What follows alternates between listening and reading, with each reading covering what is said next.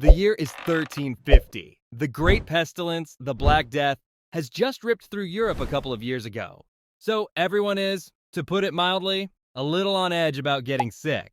And you, well, you've been feeling awful. It started with a cough, a deep rattling thing that won't go away. And now a fever has you sweating through your thin woolens day and night. So what do? Where do you even go when you feel death might be knocking at your door? Your first thought is in a hospital, not like we think of it. For most people, you're cared for at home. Your family, your wife, your mother, they're the ones looking after you with folk remedies, herbal concoctions, and a lot of prayer. But this isn't getting better. The village healer, the wise woman, has given you all the poultices and tinctures she knows, and still, the fever climbs. The parish priest has visited, but his prayers don't seem to be cooling your brow. It is at this point, when your family is desperate, that they consider taking you to a hospital. So they get you there somehow. Maybe in a wooden cart, jostling over muddy roads, every bump sending a fresh wave of pain through your body, and you see it. It is probably the largest building you've seen, aside from the cathedral. It's a formidable stone structure, likely run by monks or nuns. A place like St. Giles or St. Bartholomew's. The air changes as you get closer. You smell incense, which is nice. But underneath it, there's the scent of stale sweat, chamber pots, and a sort of thick herbal smell of boiled linens and medicinal broths. It is the smell of institutional living, a mix of piety and decay. Getting admitted is, well, it is not a bureaucratic process. There's no paperwork. The first thing that happens is a brother or sister meets you, and their primary concern isn't your cough, it's your soul. Sickness, you see, is fundamentally a spiritual problem. It's a sign of sin, a test from God, or maybe just your body's humors being completely out of whack because of your moral failings. So before anyone even looks at you properly, you have to confess. A priest is brought to your side to hear a full account of your sins, to give you absolution, to prepare you for God. Once your soul is cleansed, or at least on its way, you're brought into the main ward. And you have to understand, this is probably just one massive long hall. It looks a bit like the inside of a church, with a high ceiling to let the bad air, the miasma, rise up and away. The beds, simple wooden frames with straw-stuffed mattresses, are lined up in long rows. And you are not alone. There's a man next to you with a horribly infected leg, a woman across the way moaning with stomach pains, an old man who just stares at the ceiling, waiting. Privacy is not a concept that exists here. This is public sickness, public healing, and for many, a very public death. A brother, his face kind but weary, finally comes to your bedside. He isn't a doctor, not in any way we'd recognize. He is a monk. His job is to provide caritas, Christian charity and love. He helps you get settled, maybe gives you a sip of watered-down wine, and changes the linen sheet on your straw mattress. The care here is palliative. It is about comfort. It's about making you comfortable in your suffering, which is seen as a noble thing, a way to get closer to Christ's own suffering. So their main goal isn't necessarily to cure you, but to care for your body while they help save your soul. So what does the actual medicine look like? Well, it is all based on this idea of the four humors. You've heard about this your whole life. The theory, coming down from the ancient Greeks, is that your body contains four liquids: blood, phlegm, yellow bile, and black bile. A healthy person has these in perfect balance. But you, with this fever and cough, you're clearly out of balance. The physician, if you're lucky enough to even see one, believes you have an excess of one humor, probably blood, which is making you hot and wet. The solution then is obvious. They need to get some of that excess humor out of you. This means bloodletting. A barber-surgeon might be called in for this. A man who's more of a tradesman than a scholar. He'll come to your bed with a sharp little knife called a lancet and a bowl. He'll find a vein in your arm, make a quick stinging cut, and just let the blood flow into the bowl until he decides you've lost enough. There's no concept of hygiene or sterilization. The goal is simply to restore balance, to cool your fever by removing the hot blood. You just have to lie there and trust this is helping. Food is also medicine. You won't be eating the rich, heavy meals of the wealthy. The diet here is carefully controlled to help rebalance your humors. You'll likely get something called pottage, a thin stew of vegetables and grains. Maybe some bread and, if you're fortunate, a little bit of ale or wine, which was often safer to drink than the water. Everything is chosen based on its perceived properties. Is it a hot food or a cold food? A wet one or a dry one? Your fever means you get cooling, moist foods to counteract the heat inside you. And the days. They are structured not by medical rounds, but by the rhythm of prayer. You'll wake before dawn to the sound of bells calling the monks or nuns to matins. You'll hear their chanting echo through the Great Hall 7 times a day, marking the canonical hours. This constant backdrop of prayer is a core part of the therapeutic environment. The belief is that this holy atmosphere, this constant appeal to God, is just as important for your healing, if not more so, than any physical treatment you might receive. You're not just in a place for the sick, you're in a house of God. Besides the bloodletting, there are other gentler treatments. The brothers and sisters are actually quite skilled in herbalism. Most hospitals would have a physic garden where they grow a whole pharmacy of plants. They'll bring you poultices for your chest and teas to help you sleep. Each herb is chosen for its specific humoral properties, just like the food. So you might get a brew made with willow bark, a cooling plant to help with your fever. It is a kind of intuitive science, a tradition of knowledge passed down through generations. Every now and then, maybe once a week if you're lucky, a true physician might sweep through the ward. This man is a different class entirely. He's educated, he reads Latin, and he probably won't even touch you. His main diagnostic tool is a flask of your urine. He'll hold the glass flask, a metula, up to the light, examining the color in the sediment. He'll swirl it, maybe even sniff it, comparing what he sees to a detailed chart. Your entire condition, the whole story of your humoral imbalance, is believed to be written there in your own body's fluids. And his diagnosis isn't just based on your pee, not by a long shot. He's also looking at the stars. No, really. Astrology was a fundamental part of university-level medicine. The physician would consult an almanac to see the position of the planets, because the macrocosm of the heavens was believed to directly influence the microcosm of your body. The timing of your treatment, especially something as serious as bloodletting, might be postponed until the stars are in a more favorable alignment. To them, this wasn't superstition. It was the highest form of science. Meanwhile, the basic realities of sanitation are pretty grim. There's a chamber pot under your bed, which is emptied by a junior brother or a servant maybe once a day. The straw in your mattress is a haven for fleas and lice. The air, despite the high ceilings and the incense, is thick with the smell of unwashed bodies and sickness. While the religious orders running the hospital valued cleanliness as a reflection of spiritual purity, their understanding of hygiene was fundamentally different from ours. They're scrubbing the floors with vinegar, yes, but they're using the same unwashed rag to wipe down your neighbor's bed sores. And you're constantly aware of those neighbors. The ward is a symphony of human misery. You hear the constant low-level moaning, the shuffling feet of the attendants, the hacking coughs that echo yours. At night, you might hear a man muttering his last prayers, or the quiet weeping of someone who knows their time is short. There is a strange sense of community in it all, a shared experience of suffering, but it's also a terrifying, constant reminder of where you could be headed. You see people arrive, and you see people being carried out under a sheet. Let's talk about surgery for a second. Because what if your problem isn't a fever, but a wound that's gone bad or a broken leg? That same barber-surgeon who handled the bloodletting is your man for this too. And you have to understand, his toolkit is basically a collection of sharp knives, saws, and hot pokers. He's skilled in a practical, hands-on way. He knows how to set a bone, pull a tooth, or amputate a limb that's turning black. But it's brutal, messy work, performed right there in the open ward with everyone watching. And the pain. Well, there's no real escape from it. Anesthesia as we know it is centuries away. They might give you something to dull your senses, maybe a cloth soaked in wine with mandrake root or opium, but its effects were unpredictable. More likely, a couple of strong brothers from the order would just hold you down. The surgeon would work fast, not out of cruelty, but because speed was the only mercy he could offer. The real danger, even if you survived the shock and the pain, was what came after. The infection. With no understanding of germs, the chance of a wound healing cleanly was terrifyingly low. It's worth pointing out who is here with you and who isn't. You look around the ward and you see laborers, pilgrims who fell ill on the road, widows with no one to care for them. What you don't see are the wealthy. A rich merchant or a nobleman would never set foot in a place like this. If they got sick, the university-trained physician would come to their private home, bringing his astrology charts and urine flasks with him.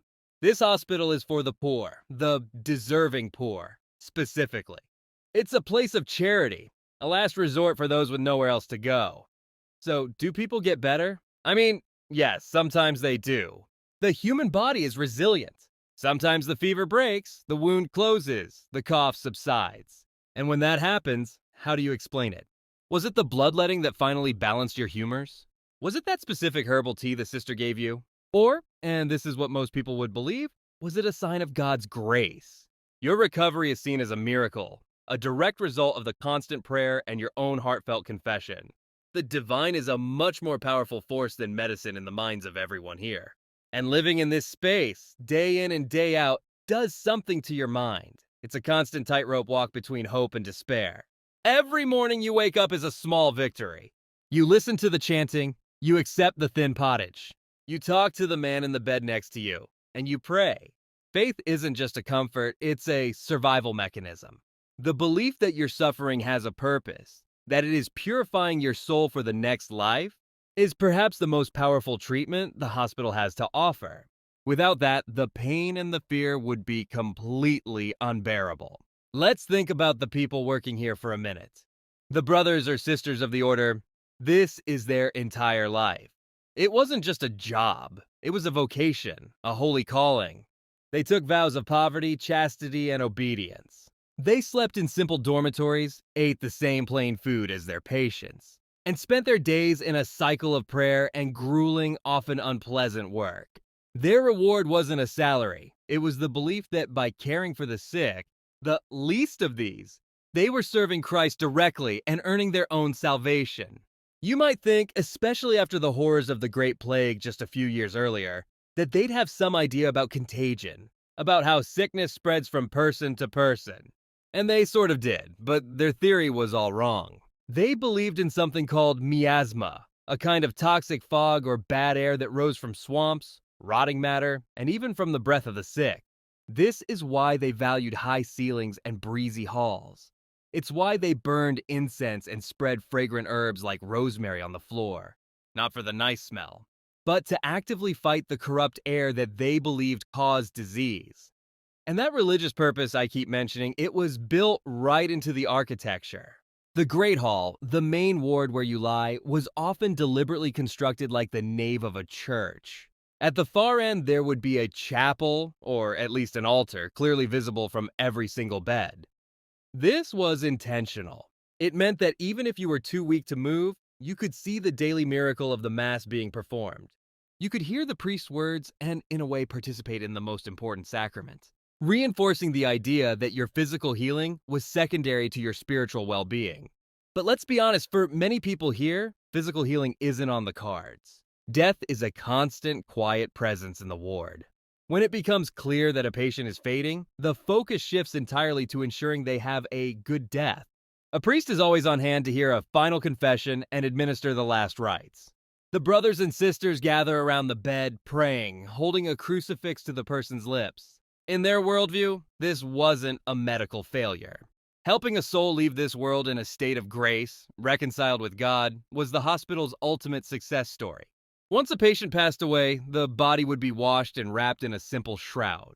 There were no private funerals or elaborate ceremonies for the poor. You would be carried out and buried in the hospital's own cemetery, in consecrated ground. Your name might be entered into a book so the order could continue to pray for your soul. In a way, the hospital's care extended beyond the grave. It was an institution that took responsibility for you from your desperate arrival to your journey into the afterlife, providing a safety net for both body and soul that simply didn't exist anywhere else. It's so easy for us, looking back with our 21st century knowledge, to see all of this as a complete house of horrors. I mean, it sounds brutal, unscientific, and frankly, more likely to kill you than cure you. But you have to try. You really have to try to see it from their perspective. In a world with absolutely no state-sponsored social safety net, no public health system, this hospital was an act of profound and radical compassion. It was a place built not on a promise of a cure, but on a promise of care. For the poorest in society, it was a refuge, a place you could go to be warm, fed, and looked after when you had absolutely no one else. And we should probably clarify what we even mean by hospital, because the term was much broader back then. Its root is in hospitality, and many of these institutions were not primarily for the sick. Some were almshouses for the elderly poor, giving them a place to live out their final years in dignity. Others were hospices for pilgrims, offering a safe place to rest on their long, dangerous journeys to holy shrines. So while you're in a ward for the acutely ill, the building next door might be full of old men who can no longer work, or a group of weary travelers on their way to Canterbury. Then you had the truly specialized places, like the leper houses, the leprosaria. These were almost always built outside the city walls, physically separating the afflicted from the general population. Leprosy was seen as a particularly terrifying disease, a kind of living death that was deeply tied to ideas of sin and divine punishment. In some places, a person diagnosed with leprosy would have to endure a full funeral mass, symbolizing their death to the world, before being exiled to the leprosarium for the rest of their lives. It was the ultimate form of medical and social quarantine. But back in your bed, let's imagine weeks have passed. Your cough is still there, a constant companion, but the fever has settled into a low-grade warmth that never quite leaves. You are now part of the rhythm of this place. You know the creak of the floorboards that means the night watchman is doing his rounds. You can tell which bell is ringing for which service just by its tone. The faces in the beds around you change, but the sounds of suffering, of prayer, of quiet resignation, they remain the same. The acute crisis of your illness has faded into a chronic, monotonous reality. And then, one morning, you wake up and the sheet isn't soaked in sweat. You take a breath and your chest doesn't feel like it's full of hot coals. The brother who brings you your pottage looks at you, really looks at you, and nods slowly. There's no formal discharge. A few days later, he might just say, "You seem to have your strength back, friend. God has shown you his mercy. You are given a final blessing at the altar, perhaps a loaf of bread for your journey." And then you are walking out the great doors, squinting in the bright sunlight. The sounds and smells of the city hit you, and you have never felt so completely, miraculously alive. Your journey home is strange. The familiar streets of your town, the faces of your neighbors, everything looks both exactly the same and completely different. You're weaker, thinner, but you're alive. You have this strange new knowledge, this first-hand experience of an institution that most people only whisper about. You've seen the mechanics of institutionalized care and death up close, and it changes your perception of the world. The line between sickness and health, life and death, feels much, much thinner than it did before. And you realize that the hospital, that big stone building, is more than just a place for the sick. It's a cornerstone of your community. People talk about it with a mixture of fear and reverence. Wealthy merchants leave money to it in their wills, not just to help the poor, but to buy prayers for their own souls. The hospital is a public display of the town's piety and civic virtue. It's a statement that says, here in this place we take care of our own. We follow the commands of Christ to shelter the weak. It's as much a spiritual project as it is a medical one. And thinking back, it's easy to just laugh at the medicine, at the urine charts, and the bloodletting. But did some of it actually work? Maybe not for the reasons they thought. I mean, forcing you to rest, taking you out of your damp, drafty hut and putting you in a relatively clean bed, giving you simple, regular meals. That alone could be enough to help a body fight off an infection. And those herbal remedies. We now know that willow bark, which they used for fevers, contains a chemical very similar to aspirin. They were stumbling in the dark, yes, but sometimes they stumbled upon something that genuinely helped. It also makes you think about all the different people who deal with sickness.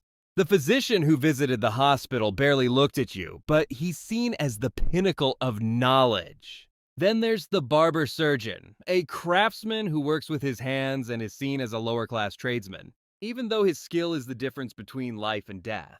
You've got the apothecary mixing powders and potions in his shop, and of course the village healer who was your first stop. It's not one system of medicine. It's this whole messy, overlapping ecosystem of different kinds of care. And you've just passed through its most formal, most religious expression. So you're home now. Your family weeps with joy. You are a story to be told. A man who went into St. Giles and came back out. The experience is branded into you. You understand your body not as a biological machine, but as a spiritual vessel. a battleground for humors and sins and divine grace. You are not just a patient who recovered. You are a soul who was tested. And for the rest of your days, every prayer you say will have a new weight to it. A deeper gratitude for having been pulled back from the edge. And what's so fascinating, what's so hard to wrap our heads around, is that this entire system worked for them. It made sense in their world. Sickness was a spiritual problem with a physical manifestation. So you treated it with spiritual care that had physical components. It wasn't a failure of science, because the science we know and trust didn't exist yet. This was a complete coherent system built on faith, tradition, and 1,000 years of classical theory. And for the man in the bed, it was the only system there was. Of course, this model of care, this deeply religious and humoral approach, wasn't going to last forever. Over the next few centuries, things would slowly, very slowly, begin to shift. Thinkers during the Renaissance would start to look at the human body in a new way, with a renewed interest in anatomy and direct observation. The role of the church in public life would change. It wasn't an overnight revolution, but a long, gradual evolution away from the soul and towards the cell, from miasma to microbes. But in that shift, while we gained so much, we gained everything, really. In terms of effective medicine, you have to wonder if something was lost. The patient in 1350, lying in that ward, was terrified, no doubt. But his suffering had a framework of meaning. It was a test from God, a purification of his soul. In our modern secular world, sickness can often feel random, meaningless, and deeply isolating.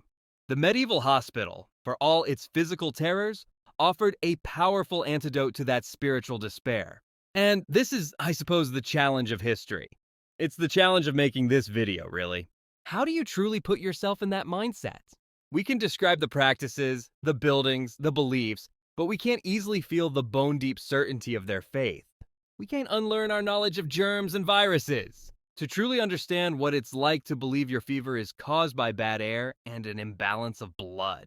We're sort of shouting across a canyon of time, trying to understand a voice that's speaking a completely different language of reality. Ultimately, though, the patient experience in 1350 shows us something fundamental. It strips away all our modern technology and scientific certainty and reveals the raw, unchanging core of what it means to be sick and in need of help. It's about fear, hope, and the profound human need for care and compassion in the face of our own mortality. The medieval hospital, with its prayers and its pottage and its incense, was one of the earliest large-scale answers to that need. And while the methods have changed beyond all recognition, that fundamental quest to care for the vulnerable, that's a thread that connects their world directly to ours.